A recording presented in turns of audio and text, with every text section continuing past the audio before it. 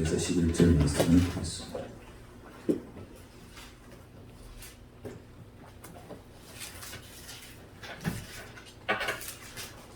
마가복음 14장 1절에서 11절 말씀 다 같이 한 목소리로 하나님 말씀 봉독하겠습니다. 이틀이 지나면 유월절과 무교절이라 대제사장들과 서기관들이 예수를 흉계로 잡아 죽일 방도를 구하며 이르되 밀란이 날까 하느니 명절에는 하지 말자 하더라.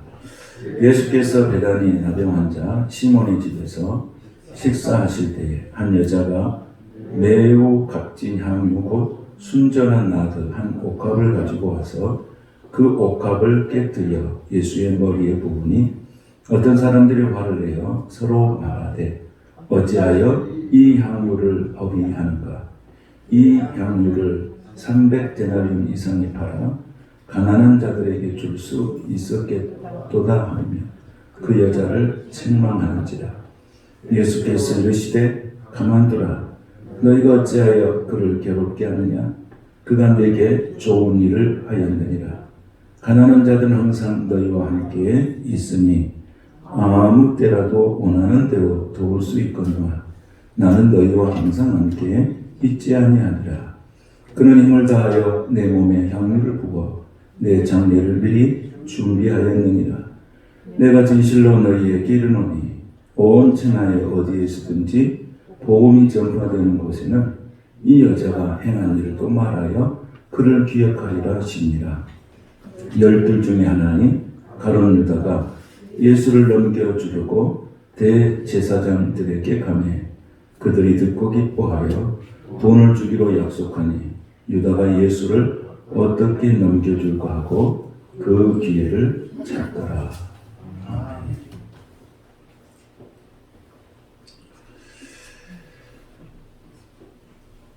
말씀 제목은 영적 타이밍을 놓치지 말라, 이런 말씀으로 하나님 말씀 증거하도록 하겠습니다.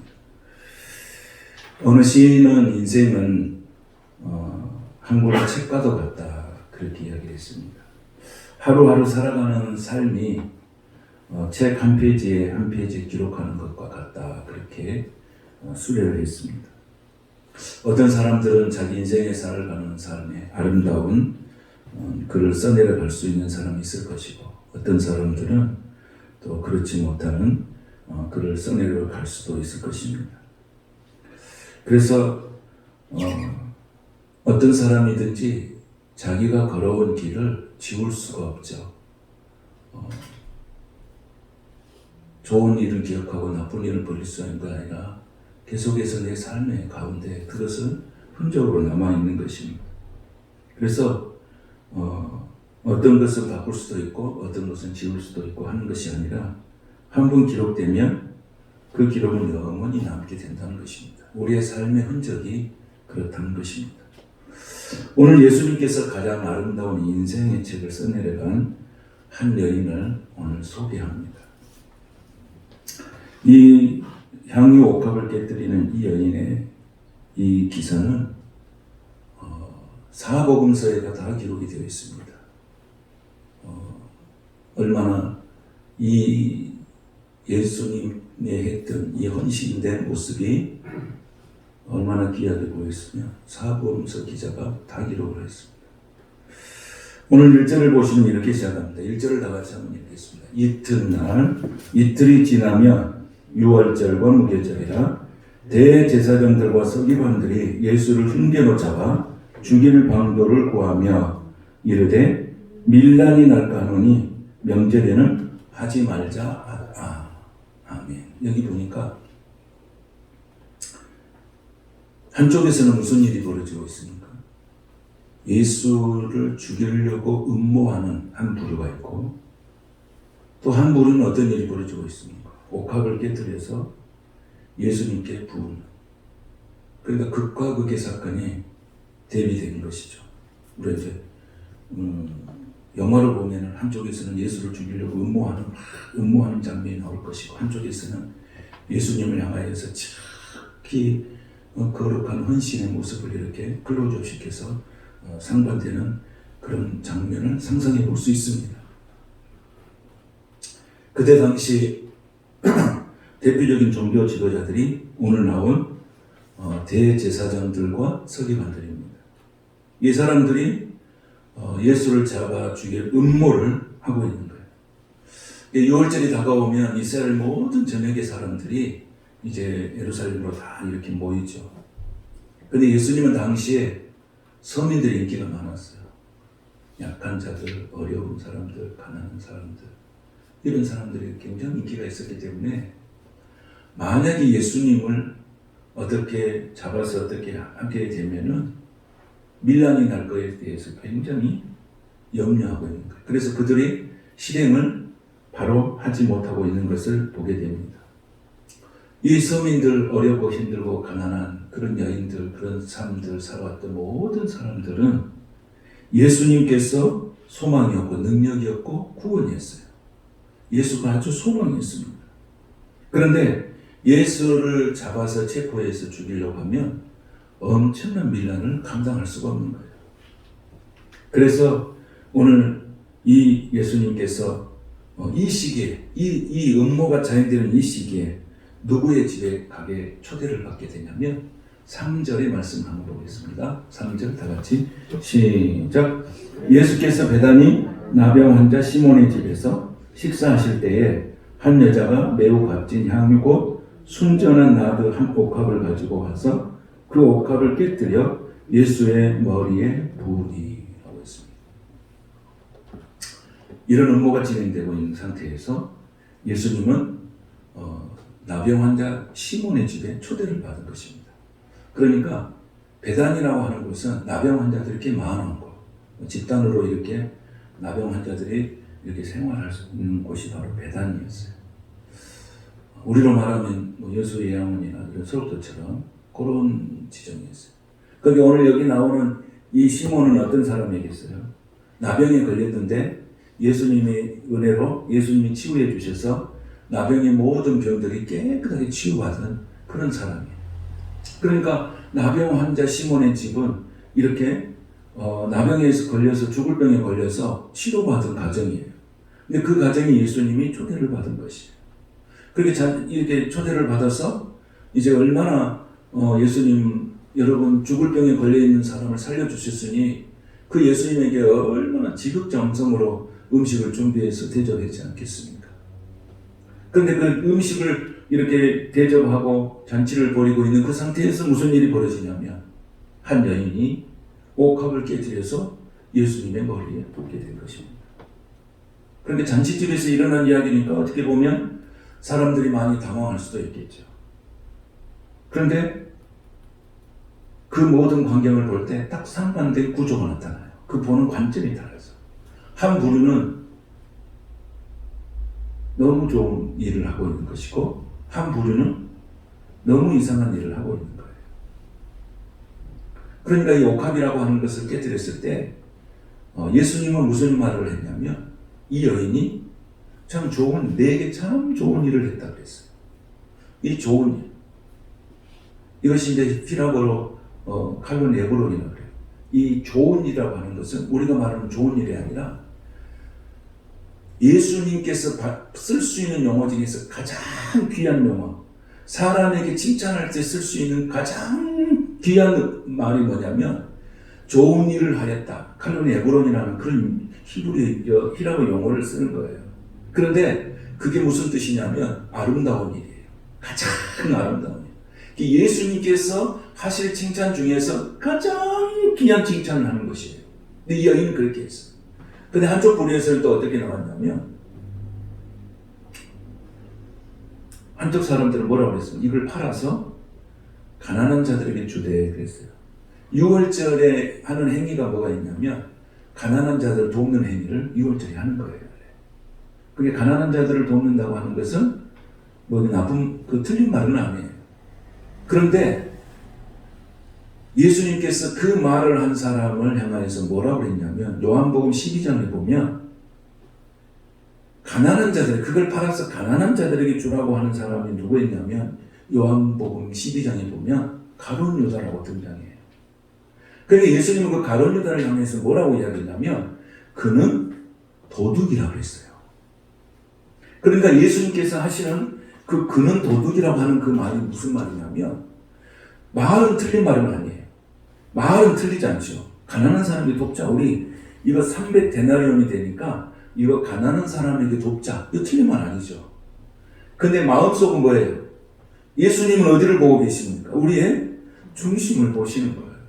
그 중심을 보니까 말하는 거하고 그 속에 품은 생각하고 전혀 틀린 거예요. 그래서 예수님이 그걸 뭐라고 그랬냐면 저가 말하는 말은 진실하지 않다는 거예요. 그래서 예수님이 그를 도둑이라고 표현한 거예요. 그리고 여기서 등장하는 한 여자는 요한복음 12장에 보면 누구라고 등장하냐면 마리아라고 등장해요. 마리아. 마리아는 누구하고 관련된 사람이냐? 나사로하고 관련된 사람이에요. 나사로, 마르다, 마리아. 그러니까 이분들이 예수님께서 베다니 나병원의 시몬의 집에 잔치를 벌였다고 하니까 이분들이 왔을 수가 있잖아요. 근데 올 때 그냥 오지 않고 이분들이 뭘 가지고 왔어요? 향유, 옥합을 가지고 왔어요. 여러분 300데나리온이 있어요.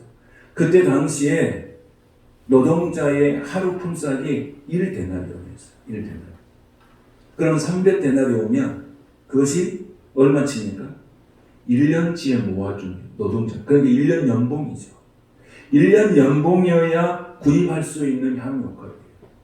근데 이 향유옥합을 예수님의 머리에 부은 거예요. 근데 이 향유옥합은 이게 이스라엘에서 난 게 아니에요. 이것은 인도 쪽에서 난 거예요. 인도 쪽에서. 그러니까 이게 뭐예요? 수입품이죠. 수입품이니까 쌌으니까 비싸겠습니까? 비싸겠잖아요. 근데 그 비싼 것을 갖다 드려요. 그러면 이 여인들이 향유옥합을 왜 준비하고 있었냐?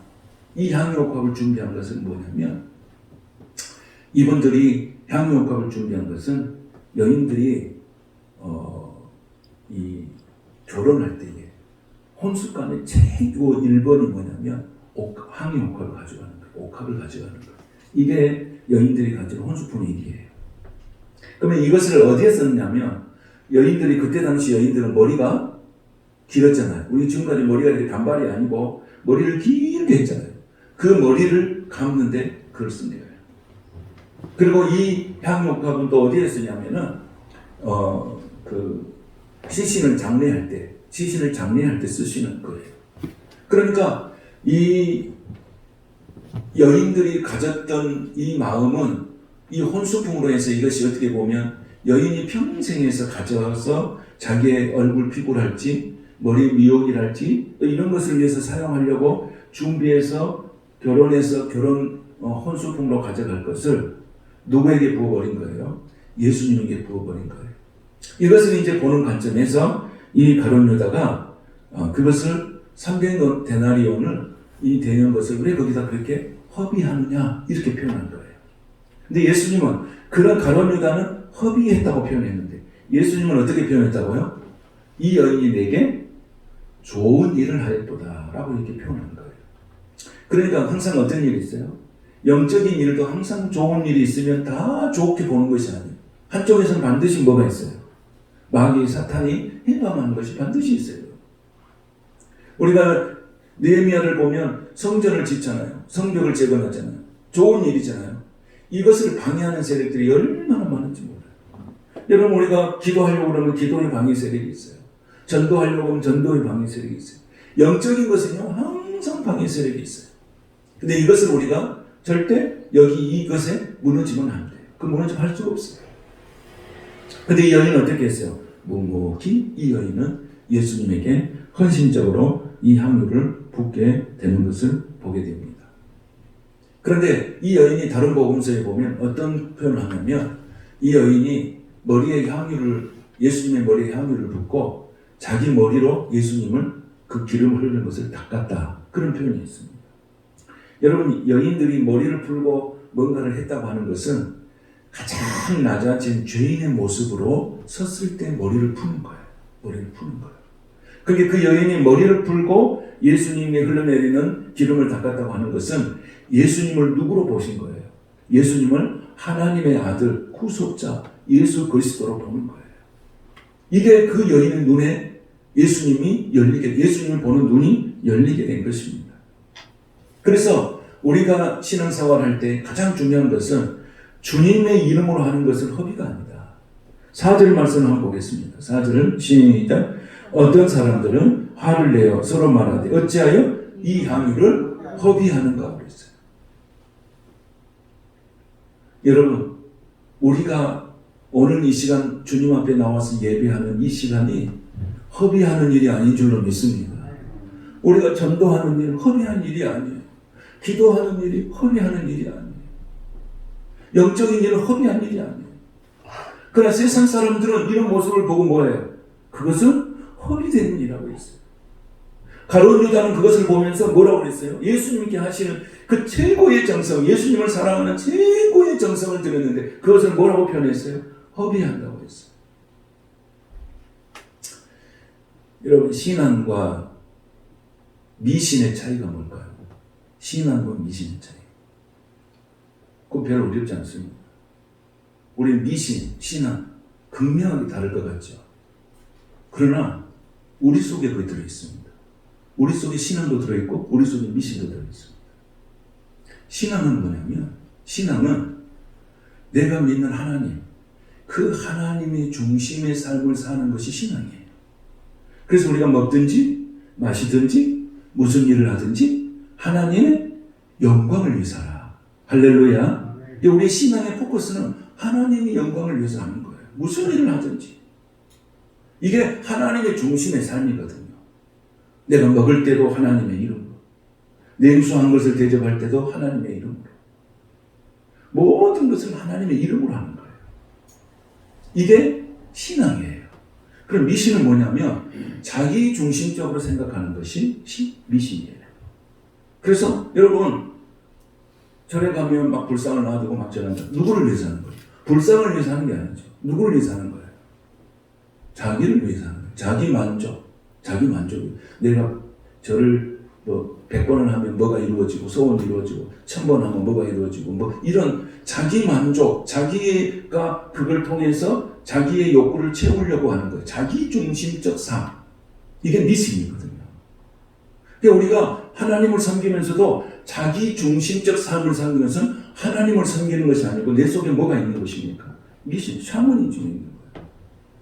그러니까 우리가 생각하는 사고가 하나님의 중심이냐 내 중심이냐의 차이예요. 그럼 우리는 어떻게 따라갑니까? 그래서 바울은 항상 얘기죠. 육신에 의해서 끌려가지 말라고 했잖아요. 육신의 정욕에 의해서 끌려가는 것은 미신이잖아요. 그럼 우리는 어디에 끌려가야 됩니까? 성령에 끌려가는 게 신앙이죠. 할렐루야. 내가 어떤 것을 할 때에 성령에 의해서 끌려가는지, 내 육신의 욕심에 의해서 끌려가는지 우리가 판단할 수 있잖아요. 그럼 이 신앙은 내가 신앙생활을 하고 있는지, 내 속에 샤머니즘, 무속신앙, 이 미신을 믿고 있는지, 내 속에 그거 있는지 내가 그냥 판단할 수 있는 거예요. 오늘 예수님께서 이 여인에게 좋은 일을 했다고 했어요. 그럼 이 여인은 신앙입니까? 미신입니까? 이 여인은 신앙이에요. 그럼 가룟 유다는 뭡니까? 그는 뭐라고 했어요? 도둑이라고 했어요. 자기중심적이에요. 그리고 모든 가치를 뭘로 보니까? 물질로 보는 거예요. 그런데 그 여인은 모든 가치를 물질로 보는 그 물질을 어떻게 했어요? 예수님 앞에 깨뜨렸어요. 그런데 그 깨뜨리는 모습을 보고 가룟 유다는 그걸 왜 깨뜨리냐? 그거 팔아서 가난한 주지. 그게 모든 것을 물질적 가치로 보는 거예요. 그게 가룟 유다 속에는 뭐가 있는 거예요? 우리가 보면 신앙과 미신의 이 구분을 보면 가룟 유다 속에 뭐가 들어있는 거예요? 미신적 사고가 들어있는 거예요. 누구 중심이에요? 자기 중심이에요. 자기 중심. 오늘 우리가 신앙생활을 하면서도 자기 중심의 신앙을 하게 되면 미신이에요. 그러나 우리의 신앙이 하나님의 중심으로 갔을 때 그것이 진정한 신앙생활이 되는 줄로 믿습니다. 이게 우리가 미신이다, 신앙이다, 이게 저 안에 따로 있는 게 아니고 내 속에 있는 것이, 내 속에 있는 거예요. 그래서 오늘 사람들이 사제를 보세요. 어떤 사람들이 그 좋은 예수님은 좋은 일을 했다는데 뭐 하고 있는 거예요? 성경에 보니까 뭐라고 했어요?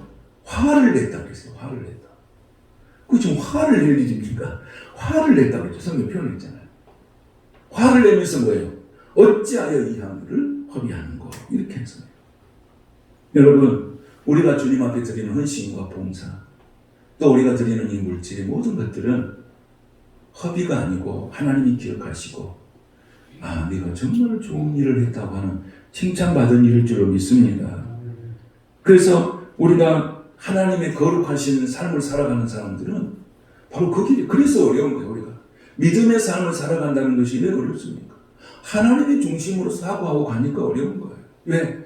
내 육신은 자꾸 뭐예요? 이 인간의 세속적 정욕에 끌려서 가죠. 아까 장로님이 기도할 때도 그 말씀, 이생의 자랑, 욕심의 정욕, 안목 이런 것들, 그거에서 내가 끌려가는 거예요. 끌려가는 거예요.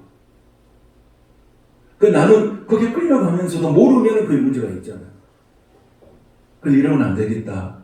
그리고 다시 되돌아온 것이 성령이 이끌림으로 받으라는 거예요. 그러니까 우리는 안목의 정욕이나 이생의 자랑에 육신의 정욕에 끌려가면 안 되고 성령에 끌려가는 믿음의 삶이 될 수 있기를 축복합니다.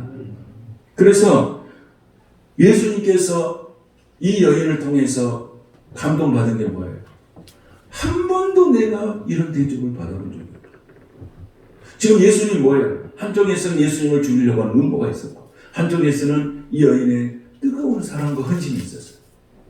그런데 조금 있으면 이제 예수님이 어떻게 되는 것이에요? 십자가에 못 박혀서 죽으십니다. 근데 그걸 누가 알았어요? 제자들은 몰랐어요. 근데 누구는 안 거예요? 이 여인은 안 거예요. 이 여인이 어떻게 들었는지 알 수는 없지만은 이 여인은 안 거예요. 오늘 이 시간 내가 이 예수님 앞에서 향유를 부은 이 시간이 예수님과 나와의 관계 속에서 마지막 일로서 한 거예요. 오늘 말씀 한번 볼까요? 자, 여기 보겠습니다. 자, 8절을 한번 보겠습니다. 같이. 시작. 그는 힘을 다하여 내 몸에 향유를 부어 내 장례를 미리 준비하였느니라. 아멘. 이 여인은 뭘 준비했어요? 예수님의 십자가의 죽음의 사건 이후에 일어날 장례를 미리 준비했다는 거예요. 근데 제자들은 이런 예수님께서 수없이 말씀을 많이 했지만은 그것을 자기 신앙의 고백으로 받아들이지 못했어요.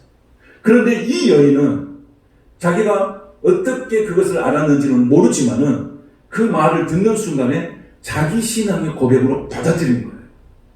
오늘 여러분 우리가 말씀을 증거할 때, 말씀을 받을 때에 이것을 하나님의 말씀으로 받았을 때 우리의 신앙 고백으로 고백되었을 때 그것이 복이 되고 은혜가 되고 하나님의 축복이 될 줄로 믿습니다. 그러나 이것이 아무 관련이 없다고 고백하는 순간에 나와 아무런 관련이 없는 말씀이 되어버리고 만 거예요.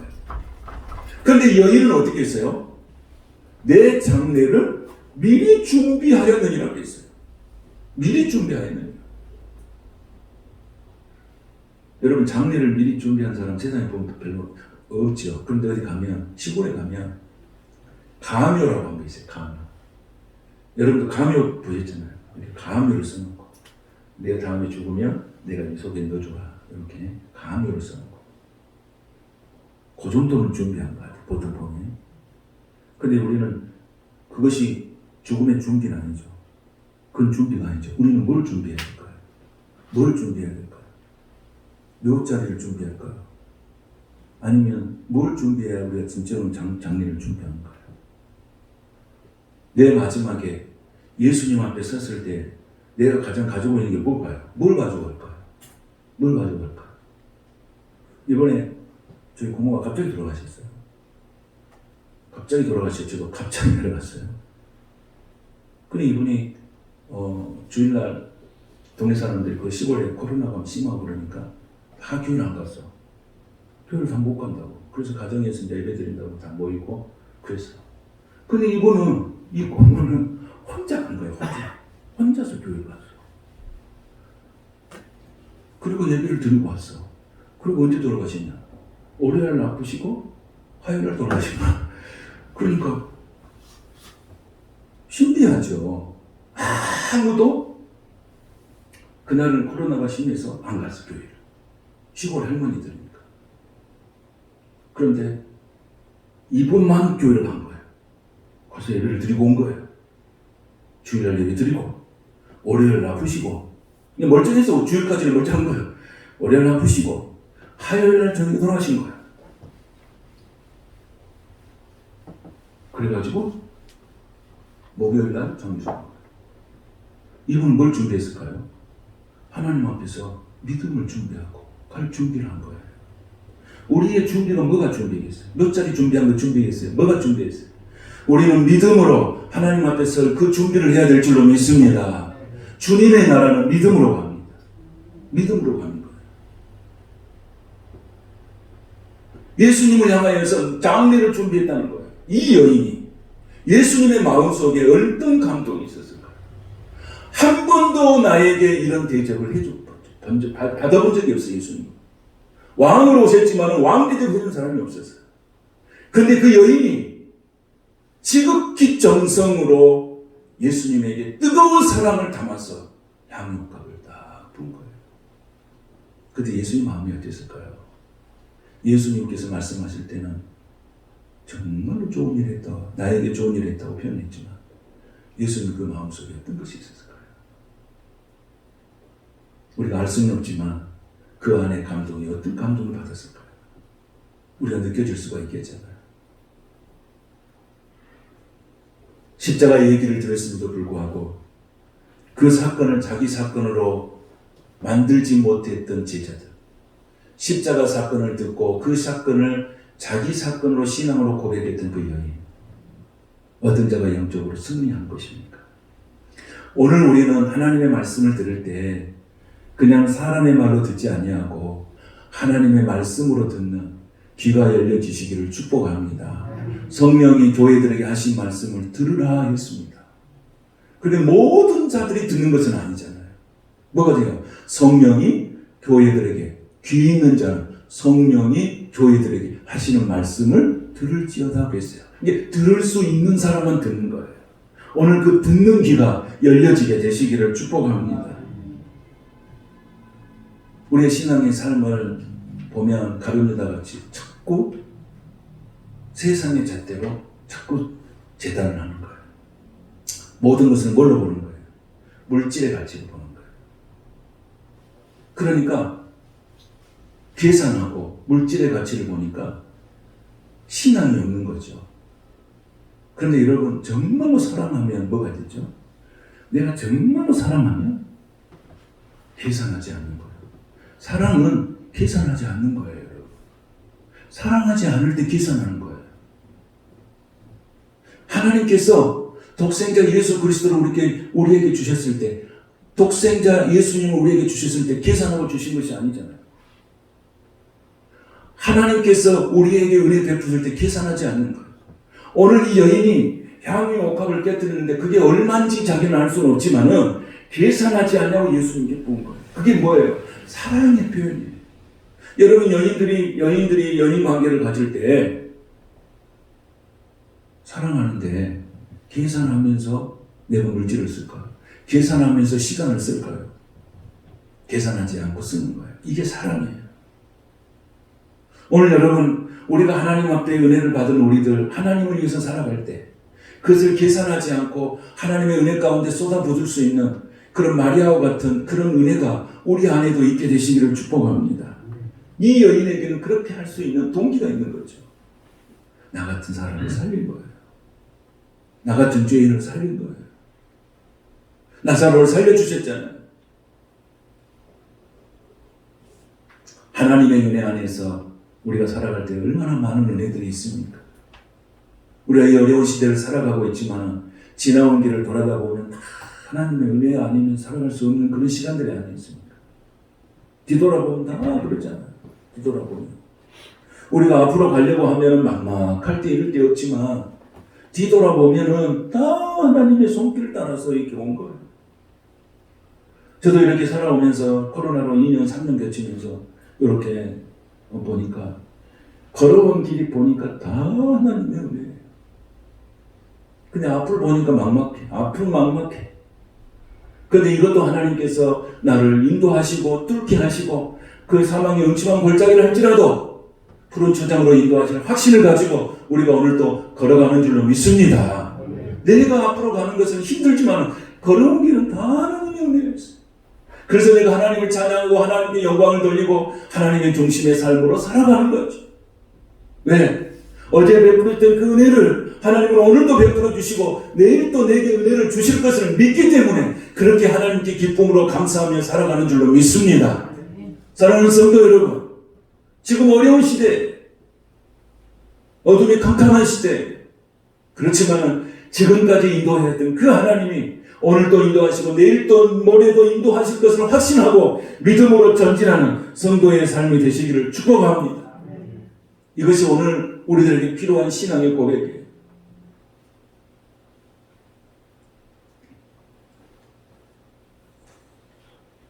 우리에게 그렇다면 마리아처럼 기회가 올 때가 있어요. 마리아는 예수님이 마지막 기회잖아요. 여러분 봉사의 기회가 있고요.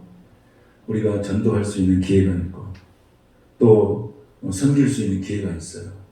근데 그 기회는 내일이 아니고 바로 오늘인 줄로 믿습니다. 오늘이 나에가 해야 할 기회예요. 마리아가 그것을 미뤘다면 그에게는 아무런 일도 일어나지 않았어요. 그런데 오늘 당장 내가 해야 된다는 그런 사명감을 했기 때문에 그 여인을 예수님께서 기억하는 사람으로 성경은 기록하고 있는 거예요. 오늘 그 말씀을 한번 볼까요? 자, 한번 보겠습니다. 9절 말씀 한번 보겠습니다. 시작. 내가 진실로 너희에게 이르노니 온 천하 어디에서든지 복음이 전파되는 곳에는 이 여자가 행한 일도 말하여 그를 기억하리라. 할렐루야. 주님이 기억하시는 사람들이 되시기를 축복합니다. 이 여인을 기억하라고 했어요. 우리로 하여금 기억하라는 거예요. 이 여인을 기억하라는 거예요. 이 소중한 이 신앙의 삶을 기억하라는 거예요.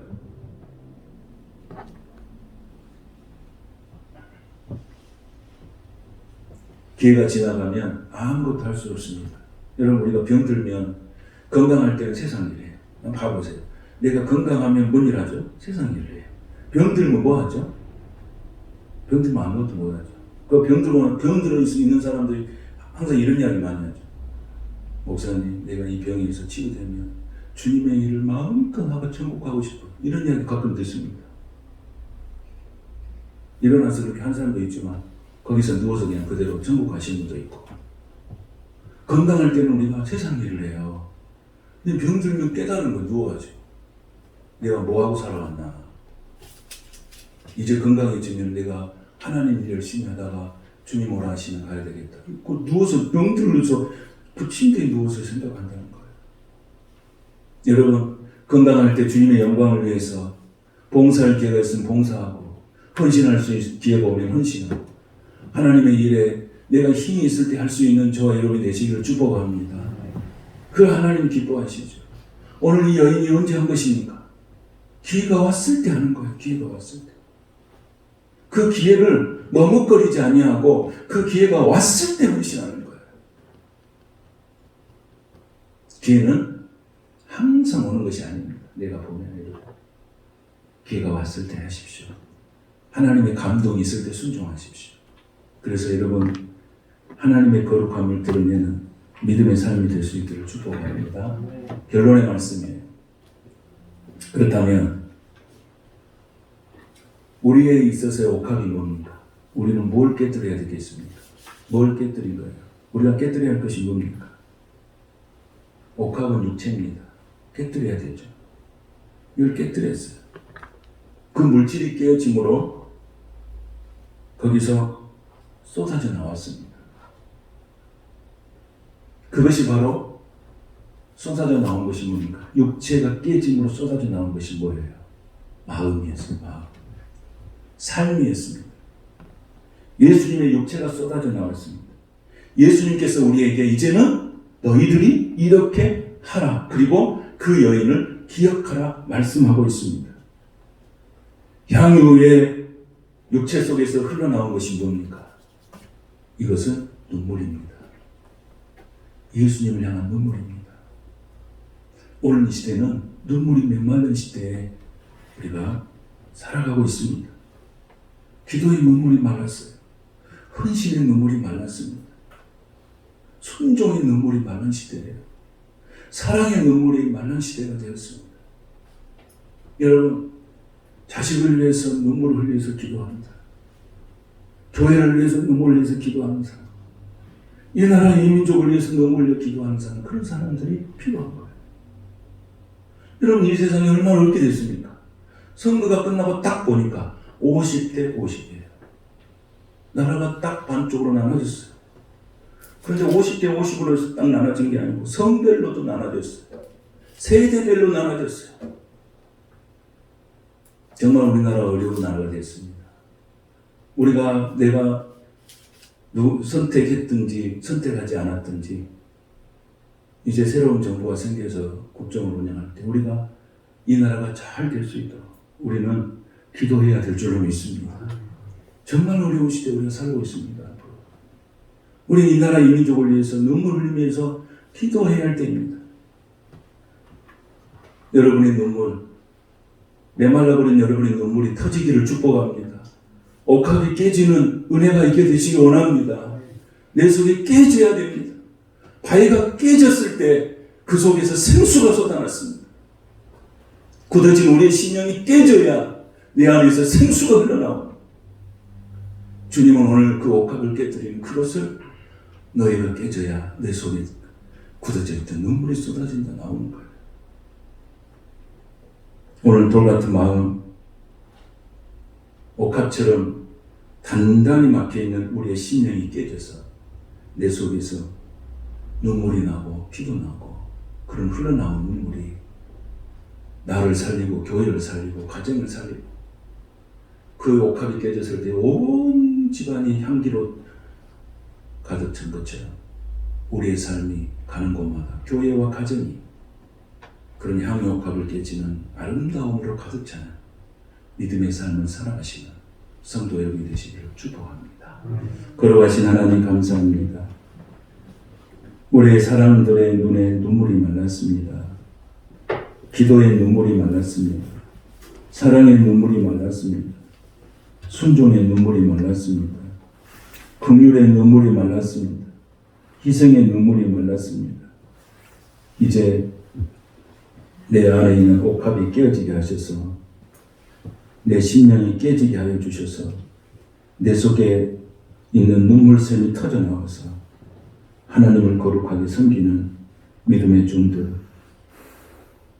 내 안의 부요함이 교회와 가정을 부욕케 하는 향기나는 인생들이 다 될 수 있도록 축복하여 주시옵소서. 예수님의 이름으로 축복하며 기도하옵나이다.